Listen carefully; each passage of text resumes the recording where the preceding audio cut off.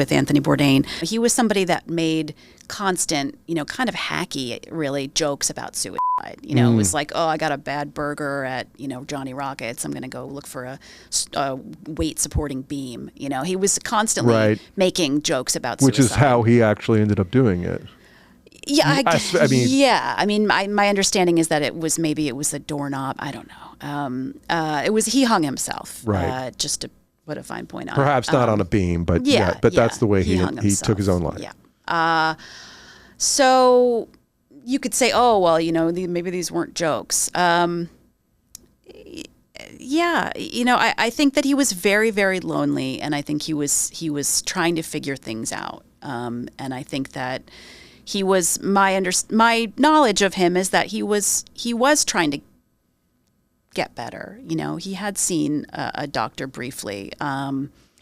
Get better from depression or manic? Just to sort of feel better. Yeah. But was he looking for salvation in the woman he was dating? I don't really know, but I think he was, and I write this in the book, I think more than anything, he believed in romantic love and the idea that, the ultimate happiness and the ultimate thing you can achieve in life is to have a beautiful, lasting love with somebody. You're never going to be perfectly happy all the time. The best you can hope for is to be reasonably happy. Most of the time. We're going to talk about Anthony Bourdain, Mario Batali, and the career of my guest, Laurie Woolever. Woolever, who is the author of a brand new book called Care and Feeding, a Memoir. I like the subtitle. It's easy to remember. Yeah, it's, there's no ambiguity about what you're buying when you're buying the book. Welcome to the Reasonably Happy Podcast. Thank you. Where, and we'll start how we always start, where and when do you find yourself the happiest? So I'm going to kind of crib off of your recent guest, Scaramucci's answer. One of your heroes, no doubt. Well, I really enjoyed listening to him talk. Isn't he an interesting guy? Yes, he just wants to be loved. Yeah, and he's just himself, and it's great, smart guy. It's that same thing of like home alone, not being bothered. For me, it's not so much like waiting for kids to wake up or whatever. It's on the couch watching some trash television with a bowl of Lucky Charms. Oh, yeah. Says the very sophisticated chef. The classically trained chef would just digs Lucky Charms. Yeah, I think that's true of most people that work in food. It's like when you're on your own to choose your own food, you want the sort of easiest, softest, most comfortable food. Why is that? I don't know. It couldn't be easier to make, right? It takes like literally 10 seconds. I don't know. You got to two wrist actions. There's ratios. It's childish, and I like the marshmallow aspect. I like the Odie aspect. There's nothing. Nostalgia? Is there nostalgia there? I think so, yeah. It was a real sick day food. And that thing of like, I don't have to be anywhere. I don't have to do anything for anyone. I'm going to watch some television and eat my bowl of cereal. Now, whole milk, 2% milk, almond milk. Definitely not almond milk. Okay. I do not like the flavor. Mostly whole milk if I can find it. I'm very cheap, and milk is very expensive lately. Yes. So, like, the store brand is... It's Joe Biden's fault that milk is expensive. It's totally Joe Biden's fault. Why'd he do that to us? It just had to kick us once more on the way out. So I buy the store brand. This is really not interesting, but buy the store brand. They didn't have the whole milk this week, so I bought 2%. But I'm not happy. I want whole milk. Yeah. You said that you like being in that situation because you don't have to be anywhere. You don't have to do anything for anyone. The name of your book is Care and Feeding. Is this a theme for you? No, I do enjoy care and feeding. I have a 16-year-old son. And he's 16 now? Yeah. Because in the memoir, he's a little younger kid. Yeah. So he's from baby till 7 or 8 years old, maybe. Yeah. He was like 9 years old when my ex-husband and I split up. And so he's a teenager now. And one of the great joys of my life is to cook for him because he loves to eat. He loves to eat a lot. He's a 16-year-old boy. Yeah. I mean, one of his great joys is to be cooked for. How many calories does he consume a day? It's outrageous. And the protein maxing, it's just like he's taking pictures of his food and putting it into an app so it can analyze the calories and the fat and the protein. And is he an athlete? He is. Yeah, he plays baseball for his high school, and he wants to play baseball in college. So it's all about protein maxing. What's his favorite meal that you cook for him? Probably burritos, and it's like 3 or 4 burritos in a sitting with. I do braised pork in the Instant Pot and black beans. I cook those in the pork liquid and. Sour cream, cheese, rice. I mean, it's a whole thing. Guacamole if I feel like buying avocados that day. I like pork liquid. It's really good. I mean, it is. You're not Jewish, apparently. I am not Jewish. No, my ex-husband. Or not kosher, anyway. No, I did cook for a family that kept kosher, and that was interesting. For that, they trusted me to do that. My ex-husband was Jewish-ish, so I'm. My boyfriend now is Jewish. I'm familiar with the traditions, but we eat pork. So you said in your book that when you started cooking for others, it rescued you from the fear that you were not good at anything. Yeah. So was it the taking care of other people? Which is funny because later in the book, you don't do such a great job of taking care of some of the most important people in your life. It's true. Including yourself. True. It's true. I made a lot of mistakes. As a college student, so I went to Cornell, very competitive, very intense academic environment, and it's like, the best of the best, or, some of the best of some of the best, right? And I've really... of all the people that didn't get into Harvard, they're the best. Exactly. I was going to say, I don't want to get into the Ivy League sniping, but, where apparently, according to my son, it's the shittiest Ivy League. And I'm like, all right. Thanks, son. Like, I love you too. Yeah, and he got that from watching The Office. So right. But so I was in a very high intensity environment, and I felt like I was just kind of getting by. I was like a star in my high school, and a kind of an average to below average student at Cornell. So I never really felt like I stood out. I never really felt like I was crushing it in any way, but then it was like, wow, if you cook for people, they're going to come over. Yeah. They're going to be happy, and no one else is cooking, and I kind of like it. I'm kind of good at it, and it was like this thing that I could do that felt like it distinguished me. Yeah. Why'd you write the memoir, and why now? These are stories that I've been kind of, living, collecting, writing down, telling myself and other people for a long time. And I've always wanted to write, and I do feel like I've had some interesting, noteworthy experiences with some interesting people. And so I've, for a very long time, have wanted to write something, to somehow, make something out of all of these experiences that I've had and the things that I've ostensibly learned along the way. I cleared the deck at the end of 2021. I had published Bourdain, the definitive oral biography, and World Travel, an Irreverent Guide, which was co-authored with Anthony Bourdain. And it was like, well, what do I do now? I have these stories, and I've got some credibility in the publishing world. So let me see if I can get someone to believe in this story. And I was lucky to find one publisher that wanted to take a chance on me. I don't even know if I said this up top, but Laurie was the personal assistant to Mario Batali and Anthony, Tony, as we call him, Bourdain. And this memoir includes very honest, very frank, often not flattering to herself, stories of her journey from that college person who liked feeding people until you became a divorced mother of one and a recently sober person. So what did it feel like to go back and revisit that person who you were in your 20s? Depended on the day, depended on the part of that story that I was digging into. I feel a little tenderness and sort of protectiveness toward that person. I there are plenty of stories that are embarrassing and sort of like, Jesus Christ, how could I have been so dumb, insecure, such a drunk and not realizing it. So there's some level of kind of shame and cringe, but also like, it's what I did. I can't change it. I can't go back and relitigate my actions.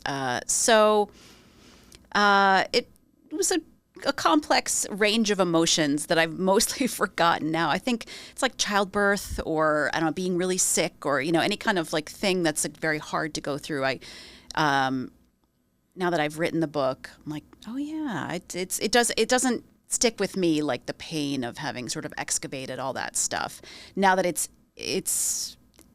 contained in this product, right? So I don't. But it was tough to go through and realize that I was putting myself in a lot of risk at times. Drinking a bunch, smoking weed every day, doing coke as often as you could. Yeah. Sleeping around. Yeah. Even whilst married, those kinds of things. Yeah. Was it cathartic to put it all on the page? I think so. I think it feels like a closed chapter now, or 32 chapters now. It feels like I understand myself, my motivations. I understand the other people that were around me. I think I have a little more sympathy for myself, empathy for myself. I'm pretty hard on myself in the book, and I'm this is kind of just baked into who I am. That it's like a lot of negative self-talk, and I think that's pretty consistent among most New Yorkers, probably. Yeah. Or people that find themselves drawn to this city. Yeah. It's just I mean, it would be nice to not be that way, but I think it's how I motivate myself. Like how do I not feel like a piece of shit at the end of the day? I guess I better do some work. Right. Or drugs when you were doing yeah, them. Yeah. To take your mind off it. What's the allure? It's funny, as reading this, I do stand-up comedy, as you may or may not know, but if you think about like whatever art you're into, it's like comedy or music or film, and then there's cooking, which has its culture and its heroes, its narcissistic heroes of its own. What's the allure of the cooking world? Or high cuisine, if you want to call it. Well, I imagine that it is that same thing of, wanting validation, wanting attention, wanting to practice the craft that calls you at the highest possible level, and to make a living at it. I don't know.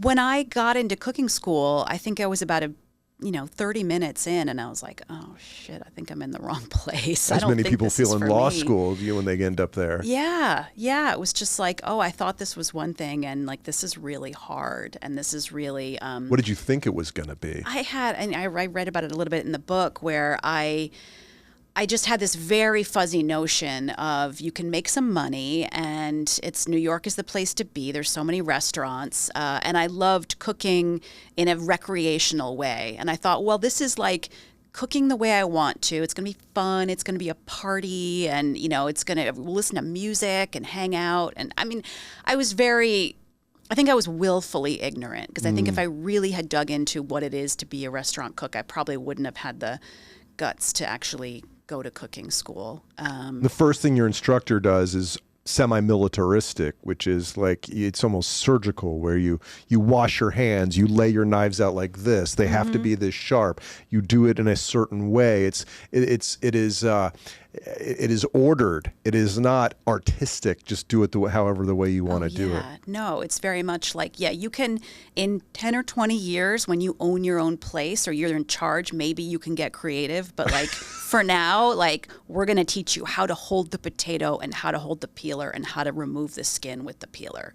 So that you don't remove your own knuckles in the process. Yeah, so that you can do it the most efficiently, the most consistently, all these things that are really important. And I'm glad that I did. I'm glad I stuck with it, and those skills are valuable to me, throughout everything else I did in my career. But it was a rude awakening. I was just like a stoner kid who wanted to be a writer and thought, I'll get a couple of skills so I can have a job, so I can like write on the side. So you didn't have a focused work ethic at that point in your life? No, not at all. Your first gig post culinary school, if I have my order right, was a private chef gig with a wealthy family. It was actually the opposite. I did the private chef gig for 2 years before I went to cooking school. Right.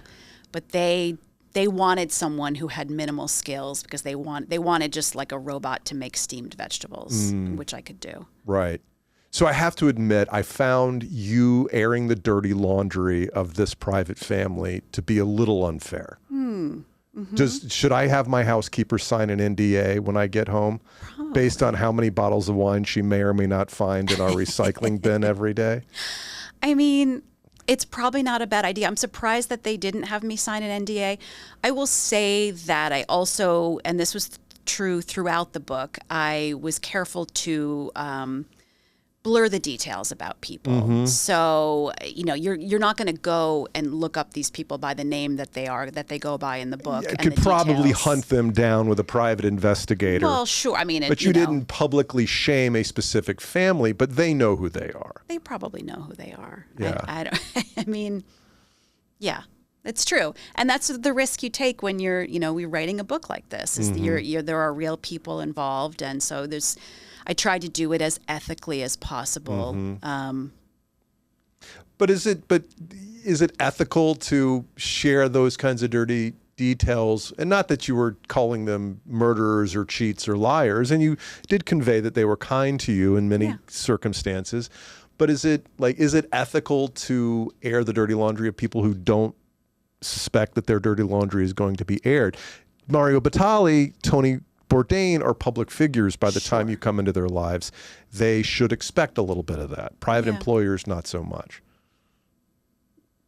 I will have to think about that. I mean, I don't know. The writer Emily Gould got into trouble many years ago when she got called out for writing for Gawker. And I think she said to Jimmy Kimmel, well, they're insulated by their piles of money, and she just got destroyed, for having that.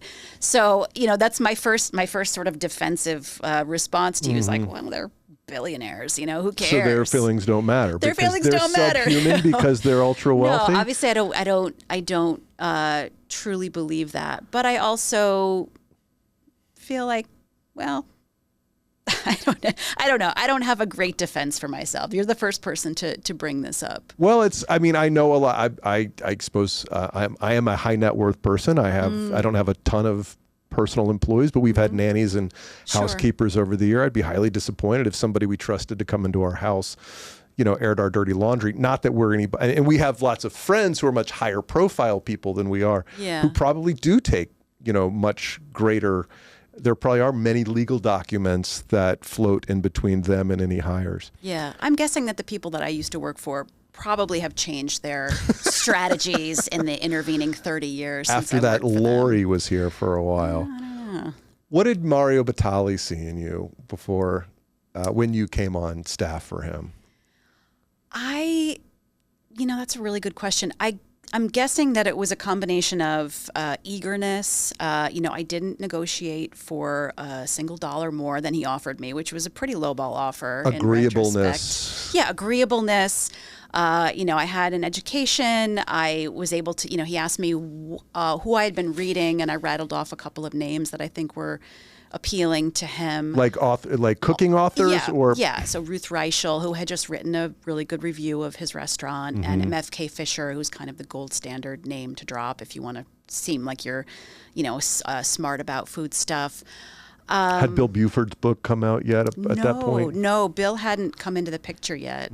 He did a feature about Mario while I was working for him, and then turned that feature into the book Heat. Which was a great read. Yeah. But not, talk about dirty laundry, he really, I'm sure he did hold some things back, but he was a journalist who went into his kitchen. Yeah, all right. You're not going to let me off the hook for talking about these people and their Ready Whip, there's so many stories. That made me think of, so the story, we'll give just the very highlights, that this is a very health conscious couple that is trying to eat right. You would, one dessert with a Ready Whip can that mysteriously disappeared. I remember driving around Los Angeles one time years ago, and a very skinny woman who looked like she might have been on Dallas in 1982 was like chugging Ready Whip while driving in her convertible BMW or whatever it was. Wow. And I was like, oh my God, that might be the most LA thing I've ever seen. Yes. Huh. So Mario, he pulls a power play on you the very first encounter you have, where he has an appointment and he keeps you waiting and he's not even there. Yeah. that's consistent with how he operates or how he operated. Yes. Yeah, it was, my time is very important. I might show up, I might not, and so, yeah, it was my first job interview with him, and he didn't show up, and he said, I went home to have dinner with my kids, and you can't really argue with a man wanting to go have dinner with his kids. And then we did have the interview, and he hired me. Do you think do you think he would have hired you had you shown more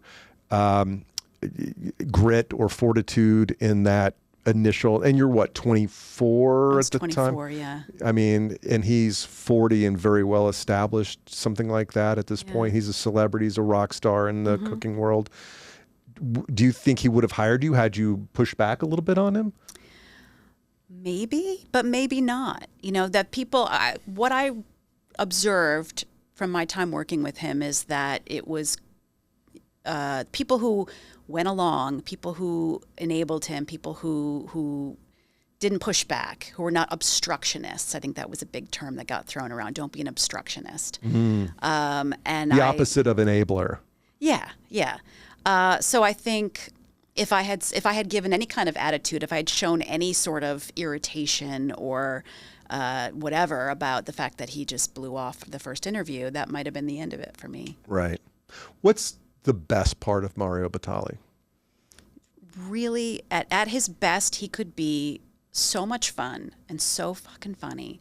Like, really, sometimes it was a pleasure to hang out with him. You really felt like you were with the smartest, funniest, most interesting person in the room, who just kind of brought the party. He had that kind of weather-changing energy in the room. And when it was in a positive direction, it was great. It was really fun. What was the source of that charisma, do you think? I don't know.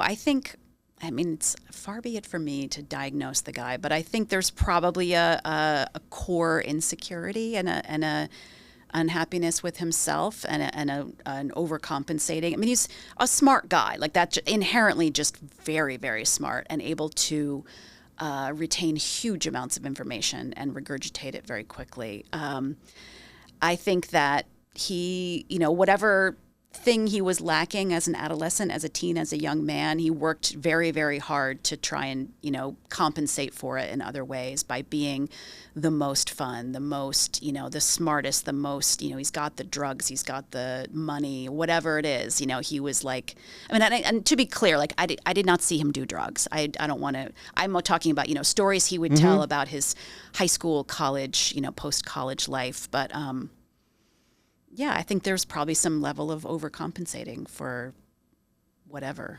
I did advertising sales for a long time, and hanging out, taking clients out, entertaining, drinking with clients was part of the job. That was a big part of your job too, and there was more booze than you could consume at your beck and call. When did that become a problem? It was probably a problem for a much longer time than I realized it was a problem. In my 20s, when I was working for Mario, when I was hanging out with restaurant people all the time, there were many times where I overdid it. I got sick all the time. So I'd say it was a problem all the way through. There was a point toward the end of actually right after I stopped working for Mario, where I drank too much, and I had a friend who also was a big drinker say to me, like, you gotta take it easy. It's when your friend that you think has the problem asks you, and you're like, wait a minute, you're the one who's the bad drinker. Yeah, that was like, oh man, if you think it's bad. And I did briefly consider getting sober, and then I was like, nah, I'm good. I think I quit drinking for 6 weeks, and I'm like, see, I could do it. All right, let's have a drink. Rev it back up. Yeah. So I wasn't really ready to face it. I didn't really face how bad my drinking had gotten until I was just shy of like 43 years old. And then it was kind of, I couldn't deny it anymore. Yeah. I worked at my first gig out of college was working at a Gallo wine distributor in Austin, Texas. And drinking was everywhere. And you worked at Wine Spectator, where you said you could, without being questioned to open a bottle of wine by 11 in the morning, as long as you're sharing with a colleague under the pretense of checking out the new Mondavi non-vintage Merlot at a 1.5 liter. So it's just always there, hard to get away from even. Yeah. To be fair, not all of my colleagues were drinking like that. But I was, and I had a drinking buddy at work who got sober before I did and was really helpful to me in getting sober.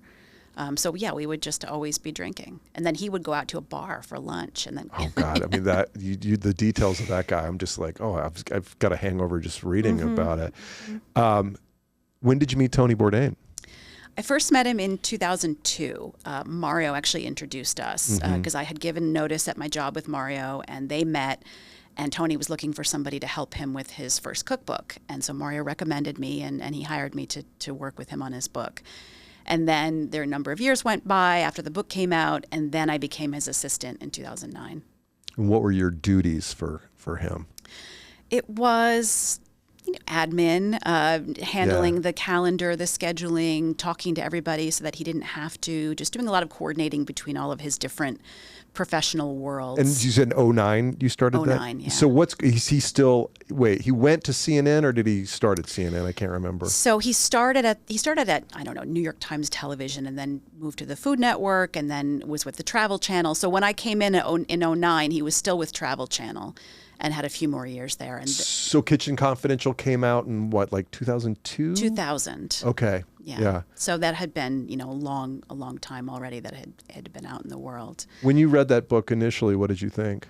I was blown away. I was so jealous that somebody of his writing and his, that he just such a natural storyteller and had so many stories to tell in such a easy, confident way on the page. I really felt like I want to do that. There's a real person behind that pen. Yeah. When people have asked me in the past, like, well, who would you want to be if you could be anybody? And I don't want to be anybody else. But when I think of the kind of artist that I would want to be, it's always Tony Bourdain. It's like, that's a real guy who's got great who's like a real character, who's got a point of view, and is basically like, fuck you, I'm going to be me. Yeah. That's the only person I know how to be, and that's who I want to be. As opposed to being like some character on TV, he's himself. Yeah. So you start working with him on his cookbook, and how does your relationship progress? How do you become essential to Tony's life? So the cookbook project was, kind of a discrete thing. It was like a year or more of working on recipes, and I think he was really happy with my work. He wrote a beautiful sort of hyperbolic thing about me in the acknowledgments, which was I realized that was like a signature Tony move, was to say, the most absurdly hyperbolic stuff about people whose work he liked, which felt good, but you're also like, okay, come on. I mean, this is a little too much, but it felt great. By what percentage did he overestimate your capabilities and contributions? Well, I don't know. Is that you negative talking me. yourself again? Probably, but it just was like, I mean, I did a good job, but Or maybe he just really appreciates certain kinds of people, and everybody else is like, if you're a real person, he wants to celebrate you and lift you up. Yeah. No, it was great. I mean, I can't complain about it all. It's just, it's my natural instinct to be like, oh, not me. But we had a great working relationship that during that time, and then we did a one-off. His assistant at the time was pregnant, couldn't fly, so I went out with him to this thing in Montana, this weird thing where he got contracted to speak and do a cooking demo, and then he did like a dinner at the house of the football coach for the University of Montana football team. And it was some big fundraiser. The powerhouse in Bozeman or wherever they are. Yeah. And they were so nice. There was it couldn't have been more different from a New York experience of, doing a private event in someone's home. Like they were just, they had like a wooden wagon wheel on the wall, they just were like nice. This Roy Rogers wagon wheel. Yeah. And some of the guests there were like, the wealthiest landowners, people who owned all the Wendy's west of the Mississippi, but completely without pretense. Just they cleared their own dishes and they were so nice. I mean, this sounds like a gross generalization about people outside of New York, but like they were just really nice people. They all voted for Trump. You know that, right? Probably. I don't know. I mean, who knows? Who knows? Maybe they're Jill Stein people. They could be. Yeah. They could be. They're probably all dead now. They're Liz Cheney fans. Yeah, could That's their territory. That tracks. Yeah. So we did that, and then about a year and a half later, I was looking to get out of working full time, and he just happened to be looking for an assistant. It was just this very lucky, confluence of timing and events, and so then I became his assistant.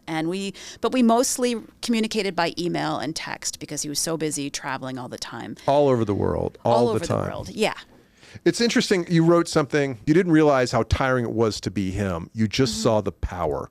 You saw the things that he created and the works of art. Well, maybe that's hyperbole, but the creative output, the honesty that he put into his writing, his books, his cookbooks, his TV stuff. That's what people saw. But there was a duck paddling furiously under the water to create all that stuff.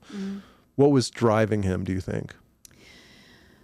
Well, I can really only refer to the things that he said about himself. And this is a guy who gave a lot of interviews. So there's a lot of material out there. I mean, because I don't want to speak for him, but he would say in interviews often, there inside me, there is a lazy hippie stoner who just wants to lay on the couch and watch The Simpsons and maybe eat Lucky Charms. And so I don't want to be that guy. I've been that guy.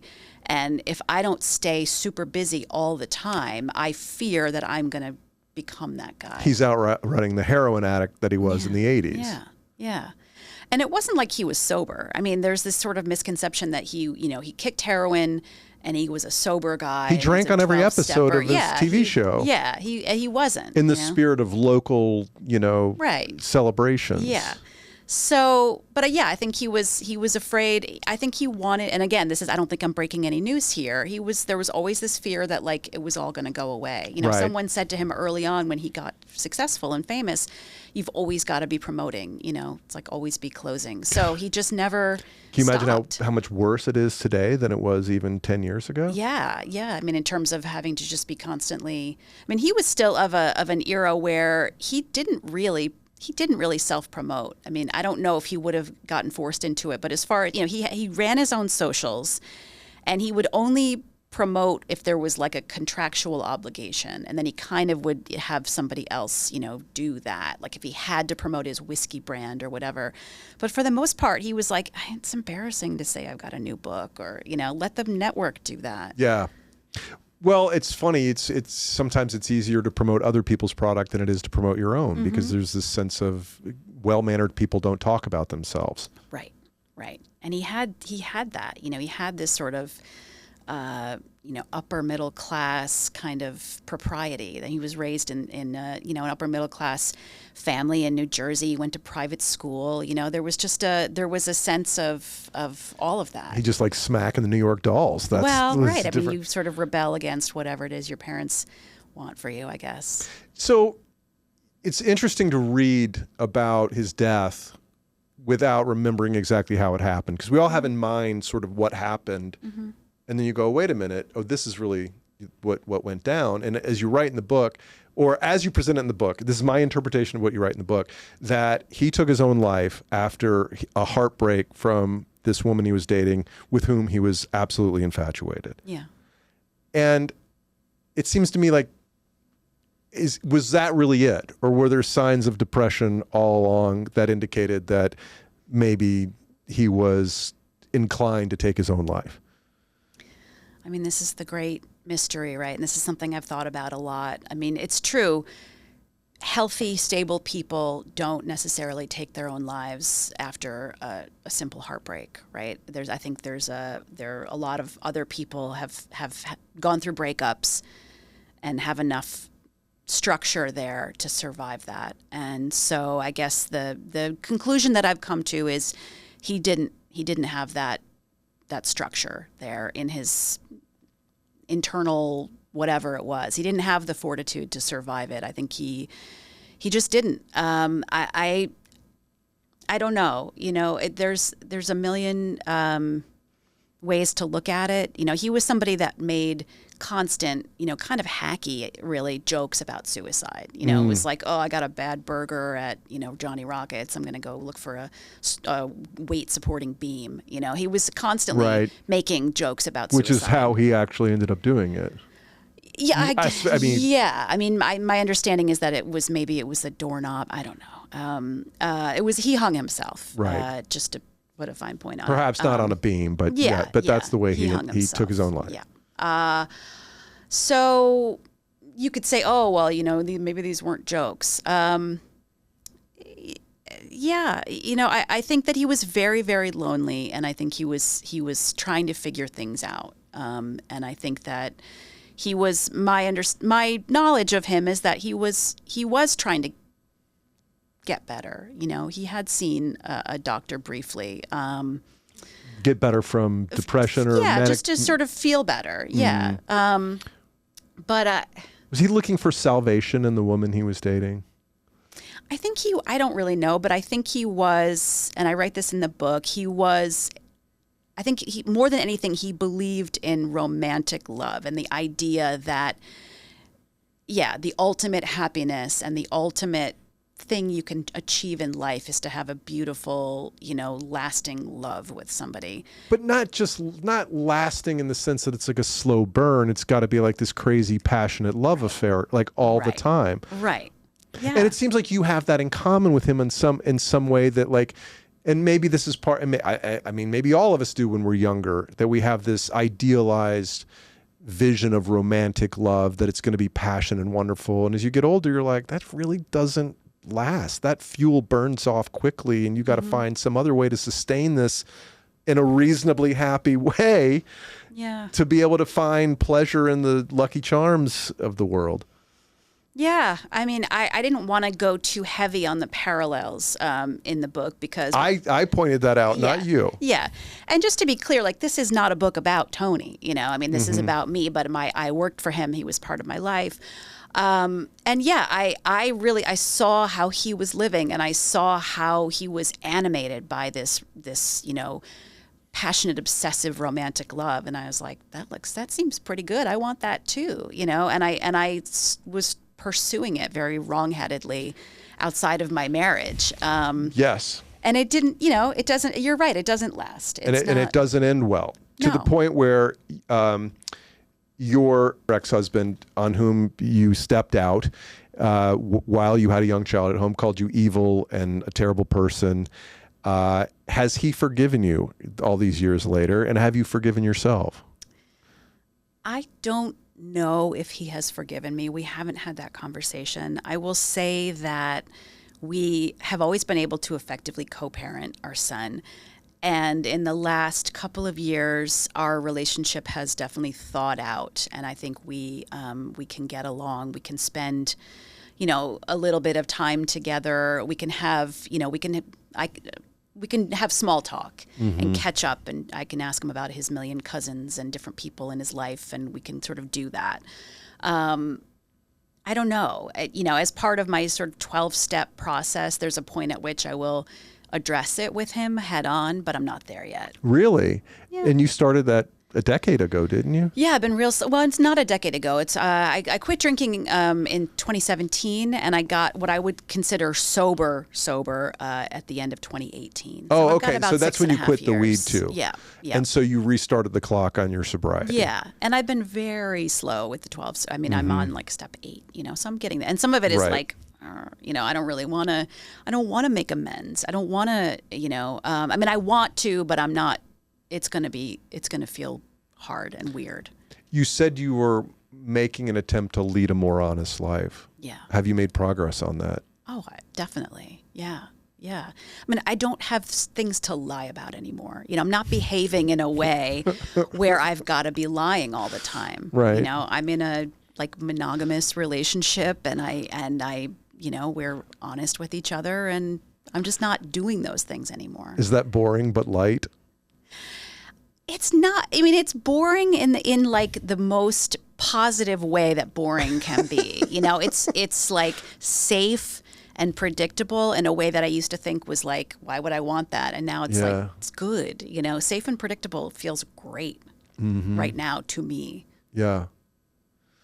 What do you want to do over the next 5 or 10 years with your life?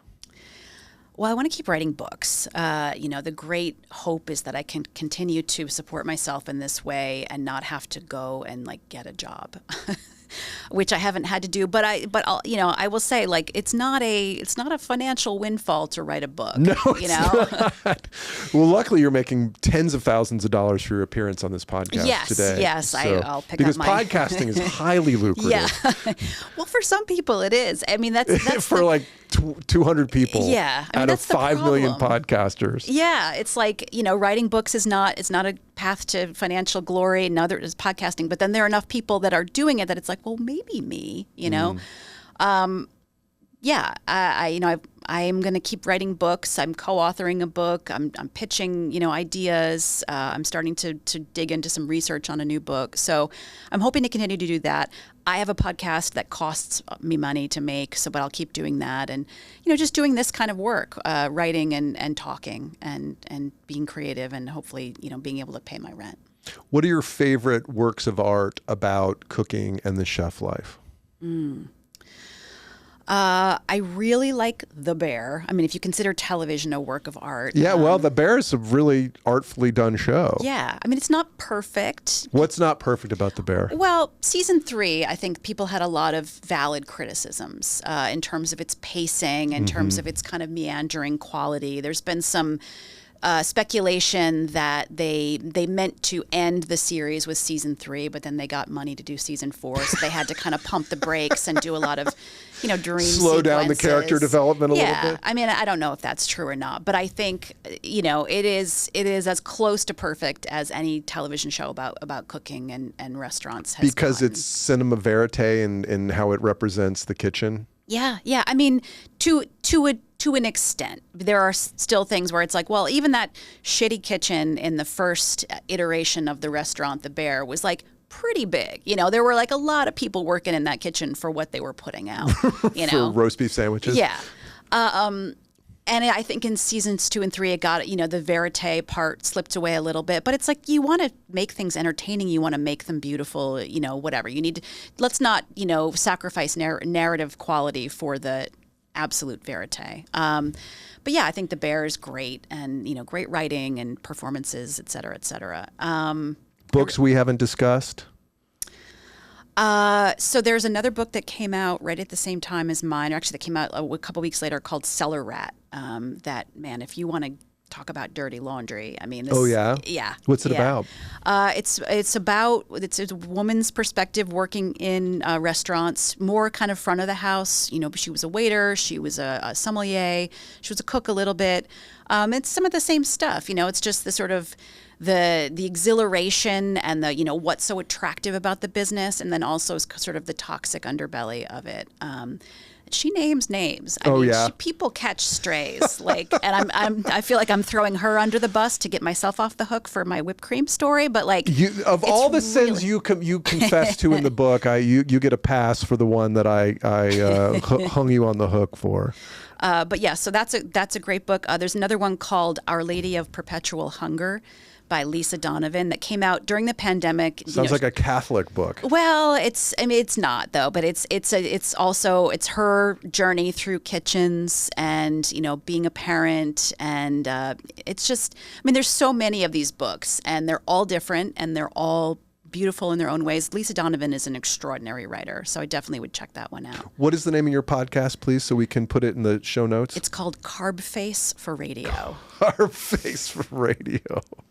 I like that. Yeah, it's about food, and it's, you know, it's kind of silly, and it's really fun. Tony Bourdain was our executive producer early on, which really just meant that he showed up one day in the studio and we talked, you know, about this and that, and then we cut, you know, that conversation into the first couple of episodes. I forgot to mention that you also took great care to point out what a generous boss Tony was to you. What's the nicest thing he ever did for you?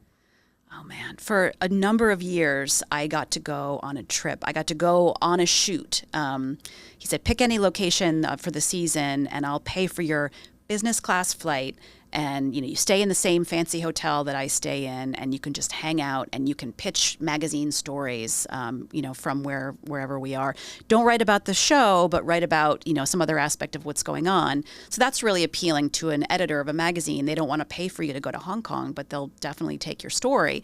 So I went to Asia 5 times on Tony's dime. How fun. With the, business class overnight flights and the beautiful hotels. And, I'd go and hang out on the set and eat the food and ride on the scooter with him. So that was an extraordinarily generous perk of the job.